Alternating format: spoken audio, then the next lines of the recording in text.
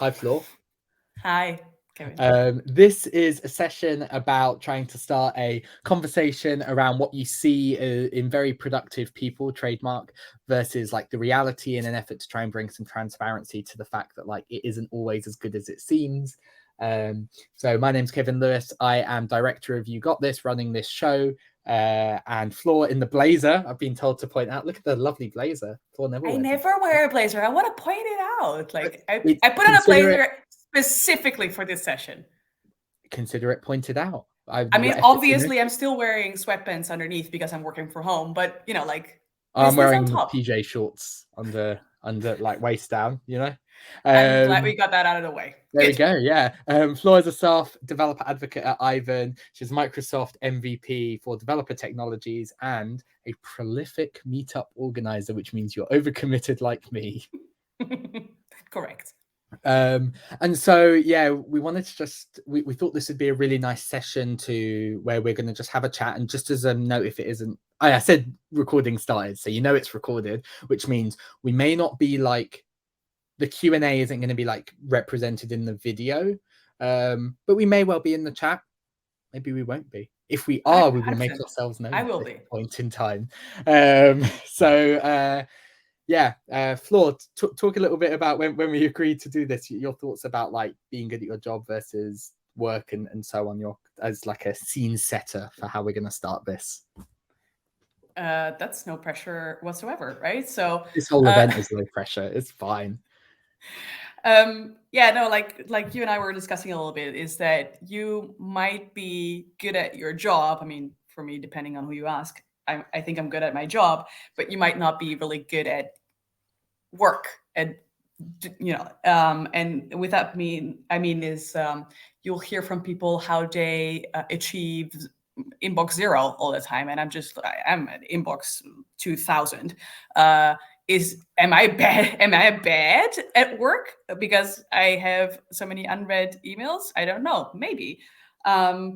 Or you see other people in a meeting and they stay focused and try during the entire meeting, and they ask really intelligent questions, and I'm just like, I was lost at like agenda item 2. I'm struggling to get back into the zone. Am I bad at work? I don't know. People negotiating salaries and promotions, and I'm just like, I have no idea how to do that. Am I bad at my work? I don't know. I think that's something that we want to talk about. Yeah, some of these things you describe are skills that you can definitely learn but are rarely taught, and that's why You Got This exists. Like salary negotiation, you mentioned, like this is a skill, this is a real tangible skill that you can learn and improve on. And there are some talks in the library, and there's a talk that's happened at this event that will be in the You Got This library. Others are really tough because they're kind of like at the core of you as a person and how you work, like focus. I don't know, I am a distracted individual. I don't see how I can hone that muscle. Like it's just the person I am, or the way that I deliver projects best seems to be under a small amount of stress, which means I take on too much, ultimately deliver it all, but I have like a base level of stress that's higher than perhaps it should be. So yeah. I thought that in kicking off then, I suppose, is like I want to start the conversation about this notion that people who are very productive or seem very productive online have all of their ducks in a row, and how that isn't always the case.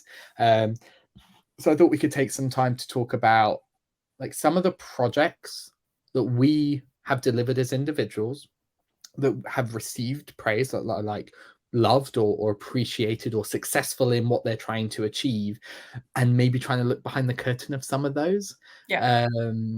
In the fact that there probably weren't all roses. So I'll let you start. I just certainly have some very contemporary examples like this event. We'll talk about it. Because we spoke about it, but you can start. Like if you have anything to share, it might be useful.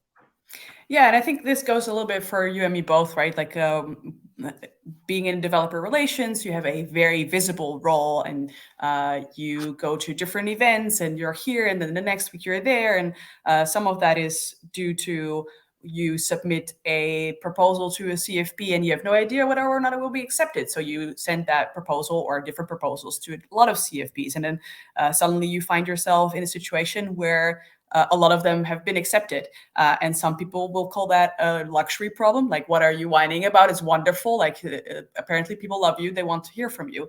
But you have to start figuring out how to make sure that you can combine that, all of those very visible things with all of the invisible things that you have to do in the background to make sure that you can actually deliver those talks, but also contribute to a blog and do all of your other tasks that you're supposed to do at work. Yeah. Attend all of those meetings and pay attention and ask really intelligent questions.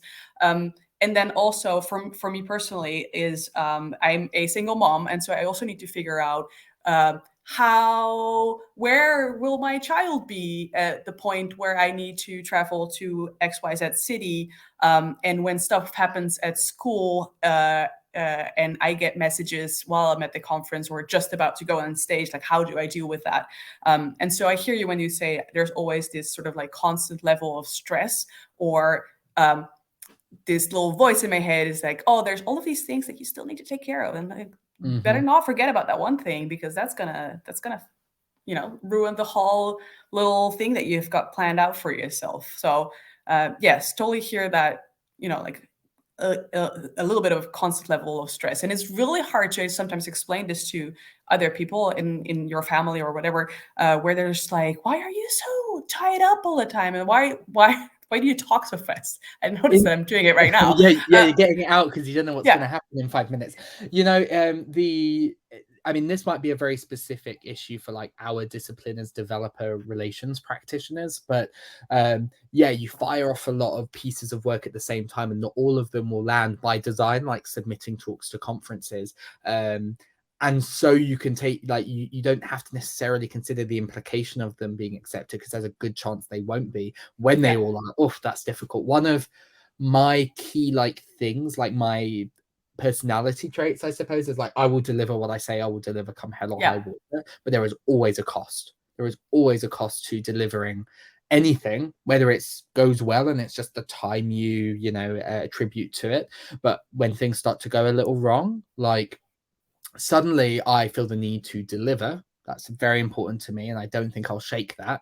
But where sometimes perhaps I should change my mind, and I should tell people there's a talk, you got this talk in the library about changing your mind and how you communicate that, as well as how you say no up front. But both skills I certainly have yet to learn.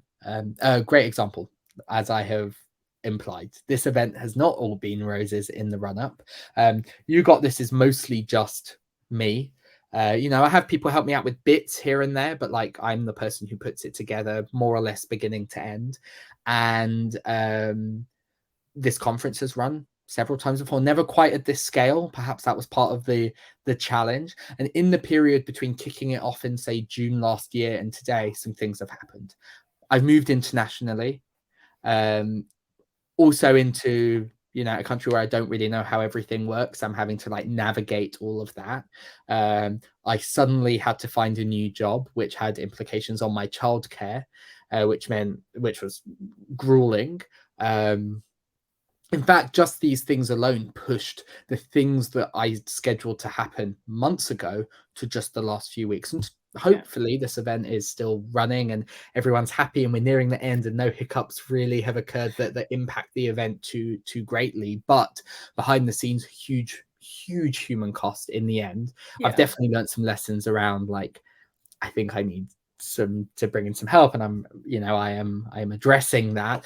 But human cost simply in that I've hardly spent any time with my family in the last few weeks, because I've said I will deliver this, it will be delivered. I have lots of people counting on it working. I have speakers who have gracefully, anyway, they've agreed to give me their time. Sponsors who are expecting me to deliver, the audience who is planning to turn up, who's here right now. And I will deliver for all of them, but it's come at a cost. And so, there's this shiny thing in the front that has hopefully worked well. There's been a real cost, and that is a whole range of things: not being as organized as I need to be, not having the time I expected to, not building in the buffer, generally overcommitting. you know, just my general state of overcommitting. And people don't see that. And I'm not saying this because I need people to be like, oh, it's great, praise, praise. But like, there is a challenge, and this is the reality of most projects you see where that look successful. Is there's been some cost that you haven't seen. Yeah. Whenever someone gives you a compliment that something looks effortless, I'm like, oh, yep. Yeah. Yep. Yep. Yeah. So I am a conference organizer as well. And so part of where I hardly ever say no to when you're invited to speak is that I'm, as an organizer, too, right? With my organizer head on, you select the talks that you want to see, that you want to bring to your audience, and it's not fun when someone has to say no. But on the other hand, I also know that as an organizer, I'd rather have someone say no than feel like they're overcommitting and then not being able to really deliver what they wanted, what they set out to deliver, or what you expected they would deliver. So even if I know this internally to be true, like I can definitely say no, or I can change my mind. It's still something that is really that's hard to do. It is really tough to do. Interestingly, with this event, and it's so odd because you observe behavior and go, that is the model, and then struggle to do it yourself. You know, I had 3 speakers at this event who are unable to make it, but they told me, and I was like, this is fine. Like, you have told me you can't make it, and there has been enough time to organize and sit down with you and spend this time to fill one of those slots. And there are a couple of other talks that were dropped in. Model behavior. You realize you can't do it, you communicate it, it can be dealt with, you know, as long as you do so with enough time. Yeah. Or even then, just making people aware. I've had an event in the past where a speaker simply did not show up. They were no message, I'm not here. They were okay as an individual, so it wasn't like something had stopped them doing it. They just didn't. Yeah. You know, that's the alternative. But they told you know, they told us. And yeah, I would struggle to do the same. We definitely had similar experiences at conferences. So I organized DevOps Days, for instance, and we have had no shows where people didn't warn us, and that's a terrible feeling. Yeah. We didn't know. Yeah, it was, and I'd never had that before. You know, by that point, I'd run 150, 200 events in various formats. I'd never, ever had a no-show. I had no plan. I have a plan this event. Maybe you will have already seen it play out, but maybe you would not have, but hopefully not. Hopefully all of our speakers have managed to make it.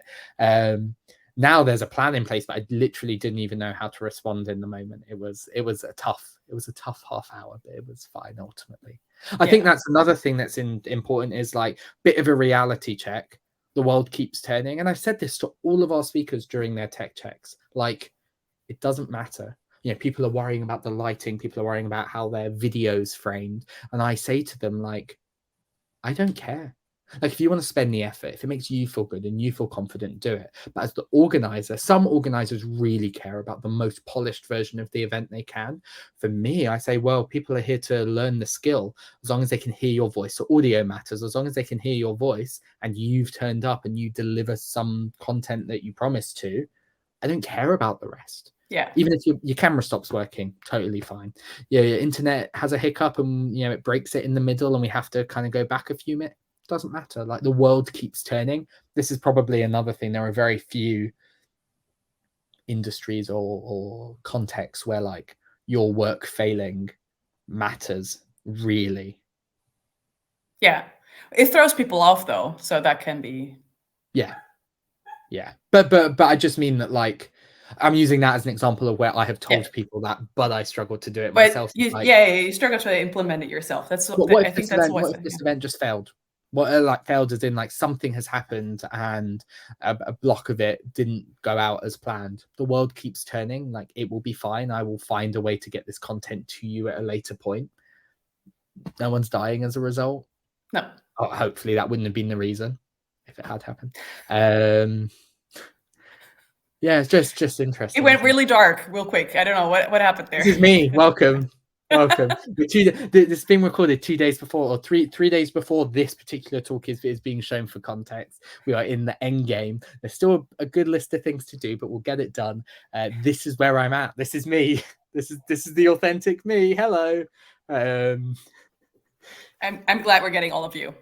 Absolutely. So yeah, I'm not quite sure where to take this conversation from here. We spoke at the start and we didn't really explore it, I suppose, around like being good at your job, like delivering what you need to be successful in your job, or successful for the business you work for, successful for your clients, or so on, but not being very good at the act of working or the Yeah. skills that are required around that. So maybe we should take some time and talk about this. Yeah, I'd love that. Because I often feel like, and that's why I wanted to call out the whole wearing the blazer thing, is that I look at other people and I'm like, oh, that's a real professional. They show up at a networking event and they know how to talk to their boss. I will say something stupid to my boss, or like a stupid joke or whatever, and it will be awkward and uncomfortable. And I just don't like. I don't understand why I'm not good at work. So I'd love to learn. And maybe learning is just sharing examples like that, and figuring out that everybody has that same sort of feeling of being an imposter in terms of not being good at work. That's why I try and keep it real a lot of the time. Like I would, based on your description, I am certainly not good at work. Ultimately, like as long as the delivery I do for my job is adequate or better, hopefully better, right? Like we're all people here. Like there are people behind the jobs. So I could put on a facade, and in some context, maybe that is the appropriate thing to do. You know, you're chatting to certain people, maybe that's the thing to do, or the expectation they have of you. But like with my direct colleagues now, I've only known them a couple of months. No, they get the goofy version because that's me, 40 hours a week, and it's fine. And it's fine. I think it puts people at ease to a degree, as long as you're not seen as a goofy individual who is silly and cannot do their work.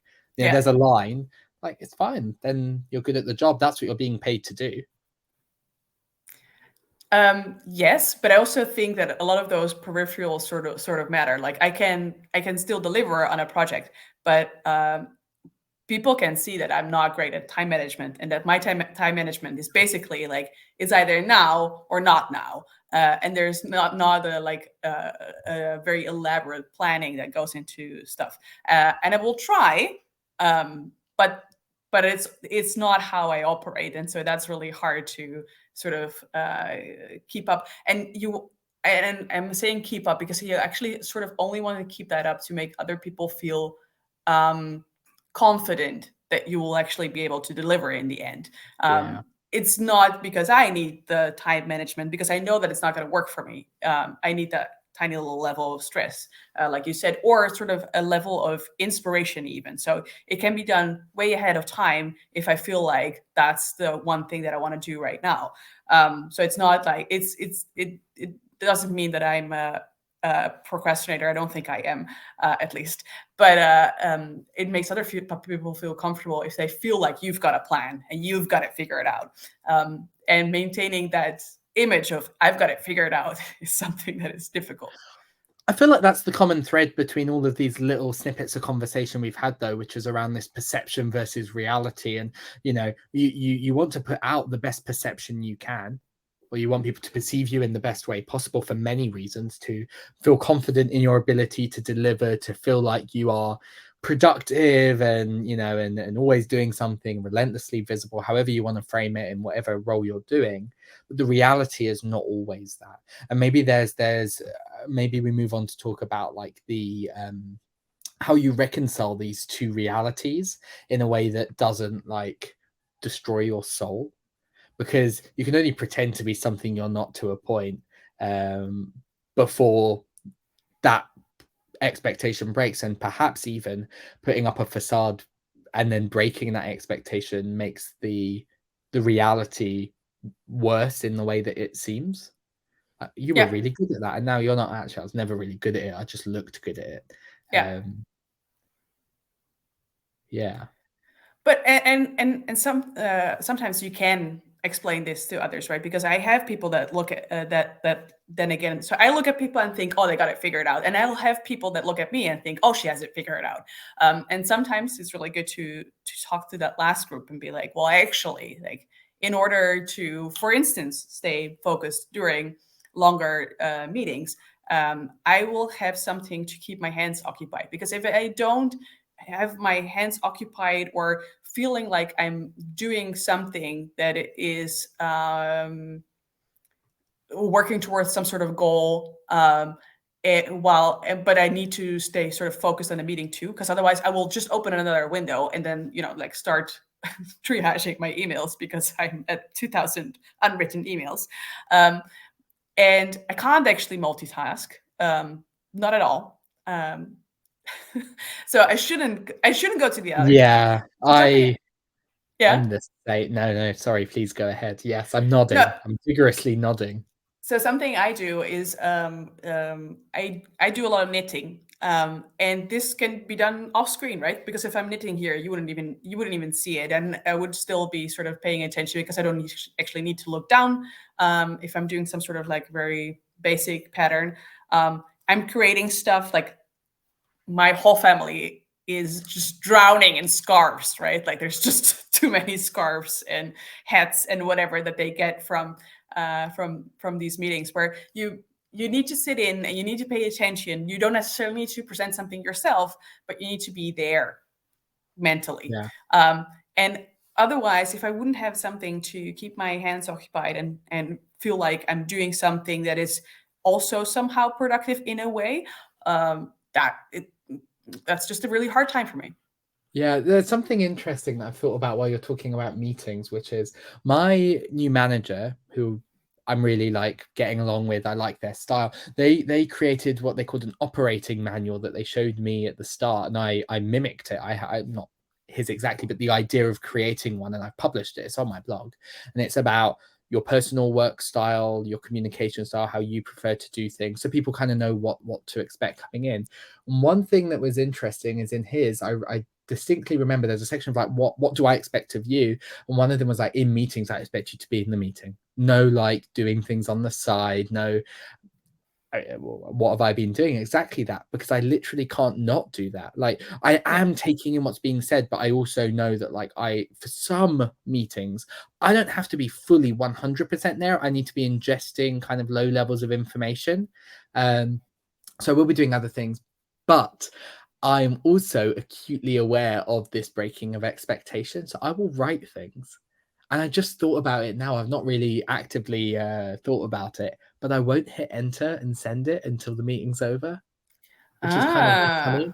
It's kind of like this, I know how you want me to work. I don't work like that, but I will still put my best foot forward in terms of how you want me to work, even if it's not necessarily the most honest and truthful. In this context, not detrimental to not be honest or fully truthful, but like, yeah, I've not really thought about that much and how I kind of, mimic the behavior that wants to be seen rather than the reality. I love that you say that because I definitely have that sometimes where I will still be in a meeting and then think of something and will move to Slack to send a message to someone. And if it's in a public channel, I will feel kind of guilty if I hit enter because I'm just like, oh, people that are in Exactly. this meeting are gonna see that I'm doing something else. Not only because maybe they look at my screen at that time and they see that my eyes move somewhere else, or like the light changes because I The opened light it, changes. like The I light don't know. changes. That's my one. Because I'm in like dark mode or Yeah, yeah. and but they will also get a ping or whatever, and so that one I will feel odd about. That's true. Yeah, that definitely Yeah, happens sometimes. interesting. I think that just the whole point. I mean, we spent more than half of our time, but we have almost half still to go. I'm not quite sure the right direction to take the rest of this time to be the most useful for the audience. But this kind of common thread is just people expect something of you, or you put out a perception of yourself in the way you want to be seen. It's rarely reality, or it isn't always reality, and this is not necessarily a problem as long as you understand and are true to yourself. But in the context of this work example I've just provided, maybe I should just address it head on. Like, I am listening, I am here, like I'm not zoned, like I am hearing it. It's just I don't like to be focused. Almost there needs to be something else going on low level that isn't really occupying a lot of my headspace. Yeah. Yeah. Yeah. I like it. And sometimes people will tell you, for instance, if you're in a physical meeting and you're sitting opposite of each other and they'll pull out their phone and they do something, they Mhm. will say something like, "Oh, I'm not tweeting, I'm just writing something down." So they will like they sort of like prefix why they're Yeah. looking at a different thing at that point in time, which is um and I think maybe a similar thing can be I don't know if it's a similar thing, but for instance, if you're in a meeting and someone has their camera off where they explain why their camera is off, I don't always think that you need to I don't actually think that you need to explain why your camera is off. It could be off for many reasons. Maybe you didn't have time to have lunch and you don't want everyone to see, you know, like how you're shoving food in your mouth. I can totally understand that, or whatever. Like you have a lot going on in the background. Again, I have a kid, and he often has friends over, and not everybody wants to see that sort of chaos. Even if I can deal with it, okay, actually. Um, but you'll see people sort of excuse why they're doing a thing, and part of that I like because like you said, it's being true to your about, you know, like how you are in that situation or what's happening around you. On the other hand, I feel like that we should be a little bit more forgiving whenever someone has their camera off. So happens. I've got a good direction to take this in, kind of on this line. Something quite actually relevant with where I'm at now, which is when you work with other people, there's an expectation. Or even when you work with other people, when you're visible in any way, really, there is an expectation of the way you will do things. It might not vibe with the way you have to do things, but there's some push and pull in that. I'll give you an example. This is a very low level example and has not reared itself as a huge issue, but you know, I'm in a new business. We have a new way of tracking how we work. But the reality is, I fire off 10 tasks at the same time and they will all get done by the deadline, but I'll kind of like flip between them. That's not necessarily the expectation, which is now clear because of the way the tooling works, right? Is, you Yeah. know, in this case, it's is a project to doing done, for example. We should try and keep doing as minimal as possible, but I have basically every item on my list in a state of doing. Doing. Yeah. And this is kind of, how do you, is this something you just have to adapt to as an individual? Do you own the fact it's not how you work? You can't do that in a business. Like, you all have to be singing from the same hymn sheet, so to speak. You all have to be doing it the same way for it to work, but it isn't how you work. And there's what do you do in this scenario? I think you and I are very similar in that regard. Is that I have a lot of things in flight at the same time, because indeed, like you kick a lot of things off, and then oftentimes you're also waiting for input on a lot of things, and so they're sort of like stalled in a doing pile. But you do know that that's not the expectation. The expectation is you pick up a task and you like move it to the end, and you pick up a task and you move it to the end, or whatever is your limit of work items that you can have Yeah. Well, whatever your at whatever agreed way time. of working Yeah. is with the business. And so you will anyway probably either you're like you just continue to stay true to yourself and you have way too many items in progress, or you pretend that you only have the 3 in going, but you will still have the other ones Yeah. that should be maybe in your backlog or to do, but then aren't Or really. or maybe you just try and bring more transparency to state it, like a little more granularity to, like, all right, doing, sorry, is not just a blob, everything from the point where I start to the point where I end. There are progress updates perhaps that talk about how these tasks are progressing. That's what I'm trying to do in this context. In each of these issues, I am writing, like, this is what has just happened in here, so you kind of get this history of also movement was made, even if it's sat in this state of doing for Yeah. a week. Yeah, I think something too is where, yeah, just the definition of what means that a task is in to do. For instance, can Yeah. you still do some research on it or some initial scoping on the Mm. project, or should it really sort of like sit there? You're not allowed to touch it until you start doing. So there's maybe a little bit of, room Yeah. there I to play around.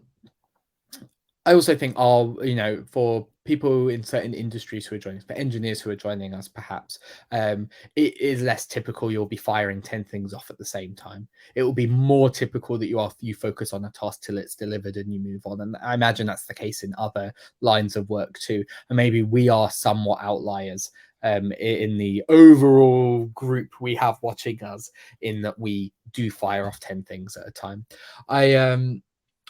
I had something really insightful. And now you lost it. It's gone, vanished. I'll have a think. I might. Don't you just hate it when you're like, oh, I'm gonna sound so wise when I drop this truth bomb? I was going to bring it all together in the last 10 minutes. I was going to bring it all together with like one final and it's gone. It will come back. It will come back. I hope so. Yeah, I hope so too. That's funny. I love that. Yeah.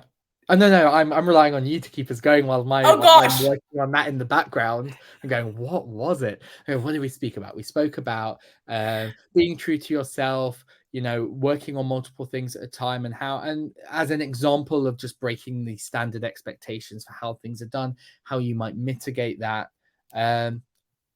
Oh, yeah.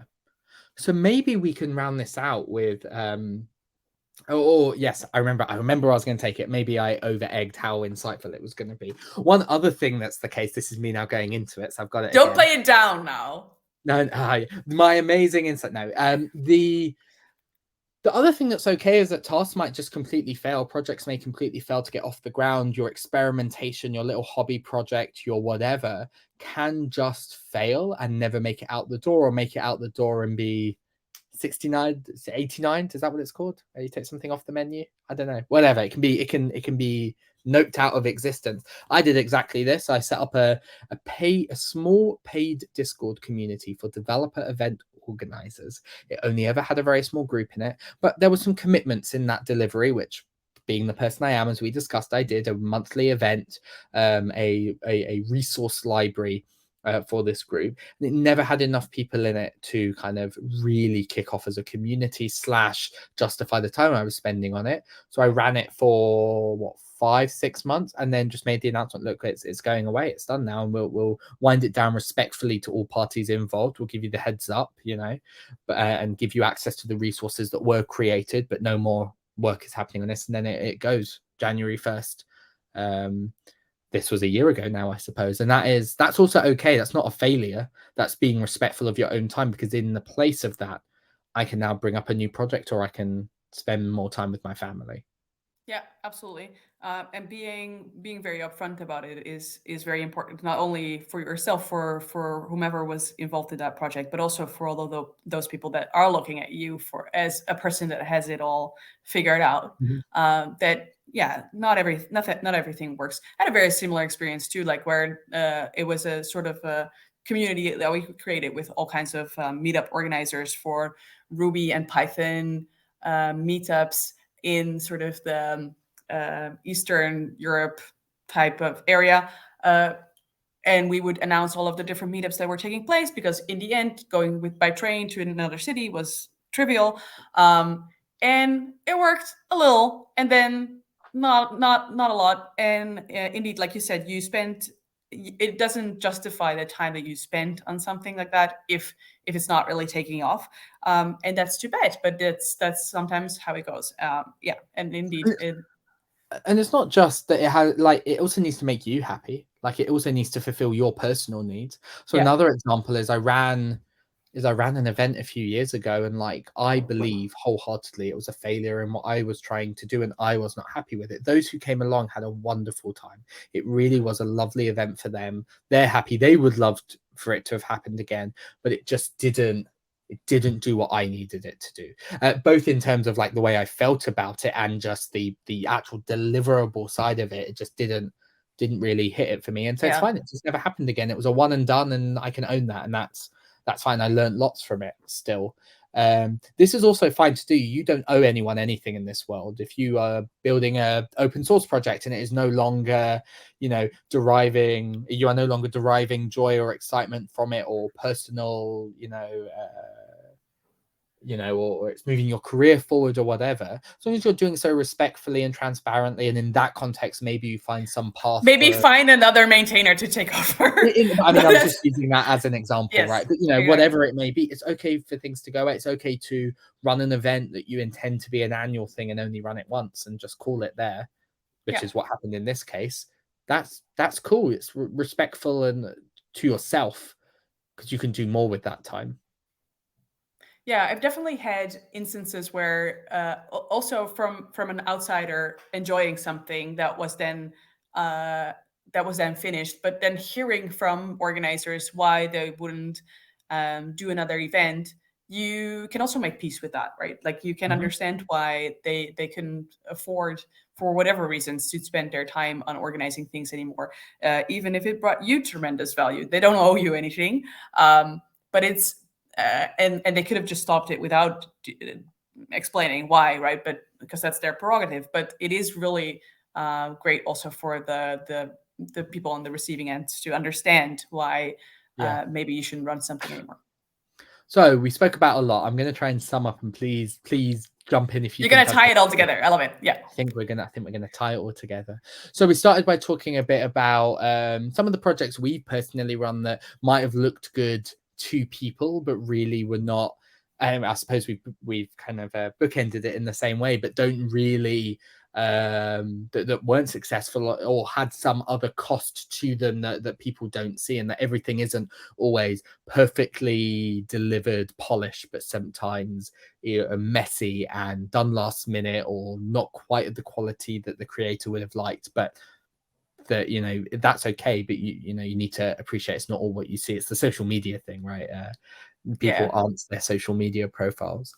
We spoke a bit about what it means to, or this myth that everyone is good at work. You can be good at your job, but struggle with just the act and expectations of a typical job.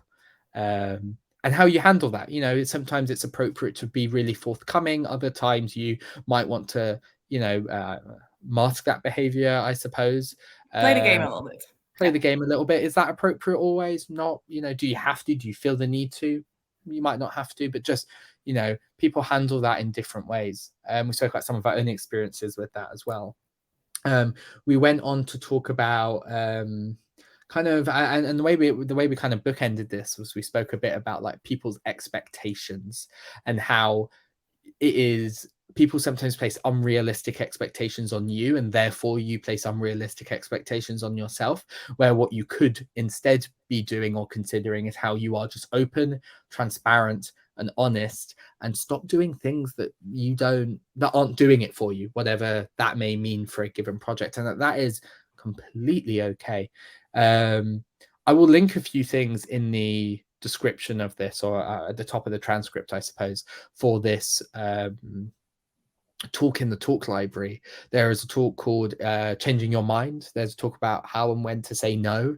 There's also a couple of burnout resources. We have a whole collection about burnout. I'll include that too, because I think that's highly relevant. Is there anything I missed? Is there anything you wanted to say in your closing thoughts? I love that. That's a very wise and balanced summary of what we discussed. I love this. Really good. Cool. Thank you. And thank you so much for agreeing to do this. We are just a couple of ways a day from the conference, or a couple of days away from the conference, some may say. Hello, Caption Out. I wonder how you did with that one. And Listen, any excuse to chat with you, I'll take it. Thank you very much. Likewise. And as we're nearing the end of this event, I hope you have a wonderful rest of the You Got This broadcasting service. And I will see you maybe at the end of this event. Oh yeah, I missed the big thing, the big muck up with this event. I didn't mention it. I just mentioned that it all happened at the last minute. Yeah, I'm reasonably organized, but in these last few months, I found that falling away just because of lots going on, personal stuff going on. I've not been as organized as I once was, and that's not hopefully a forever thing. It's a fairly time box thing, hopefully to the point of wrapping up this conference. But my day job demanded, not in a negative way, that I go to New York, you know, for a few days in the week after this conference. Totally fine, not a problem. looking forward to it. Basically, I booked a flight over this conference. So at the time of this, if everything has gone to plan, I would have started in Berlin. I will now be in New York. I might not be in New York. Maybe, Something might probably, have gone wrong. hopefully. Yeah. So maybe I'll see you all in a bit at the end of this event. Maybe not. Who knows? You'll know if I made it, if I'm in the chat or not. I might be asleep though, because it's currently something like 2 or 3 a.m. in the morning. Anyway, have a good rest of your day. Hug ups. Yes. Bye.